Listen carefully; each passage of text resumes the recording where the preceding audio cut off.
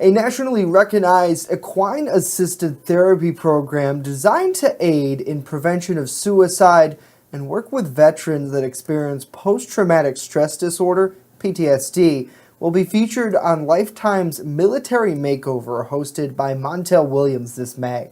The show, as originally reported by WNY News Now, will feature the story of Asheville resident Cody Willett and his family.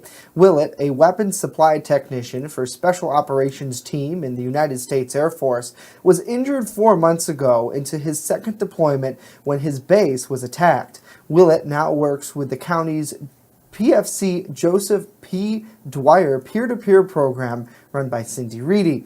Now, recently, the Dwyer program teamed up with NAY. They're the National Educational Institute of Growth Through Horses to help vets with PTSD.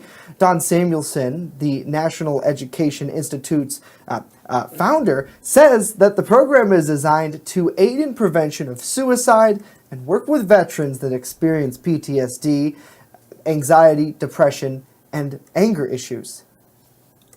First responders and veterans are areas that we need to really focus on helping them. And if I can be out there and our personnel can be out there and help guide them through that, that's a huge blessing for us. We want to be able to put as many veterans through the program as possible. And the Dwyer Group has been able to help us with getting funding to be able to put 5 or 6 veterans through the program for 8 weeks. So that's a start. Now, Samuelson said she hopes to be able to have as many vets go through this program at no cost to them. Those workshops allow people and horses to interact with each other in non-threatening, non-judgmental atmospheres. The program also includes a component known as Beyond the Reins, which focuses on experience for at-risk youth, battered women, and communication workshops for corporations, as well as horse and handler, part of NAY University, which offers certifications and apprenticeships and partner and training as well. The show is slated to be produced in May here in Asheville, with an air date to be announced later by Lifetime and the other national syndicates.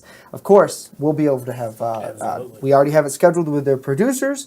We will be following the production of that program, and it should be a really, really, really great spotlight on an amazing group here in Chautauqua County. We in our newsroom have had veterans, our very own AD Simcoe, who's very vocal about working with the Dwyer program, and we have a couple new faces as well joining the team, and they really changed some lives. So great work, Cindy.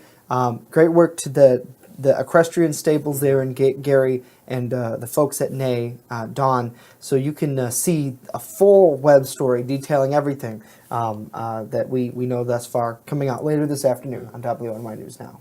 I like it. Yeah, it really was a pleasure to ride along with them. We shot that Monday and produced it this week, and the horses are angels, honestly. Yeah. And it's just so incredible what they're doing to be able to help these men and women and their families. And also, too, one thing I was talking with Dawn about, they do corporate trainings as well. And obviously, they charge for that. They don't charge for the veterans.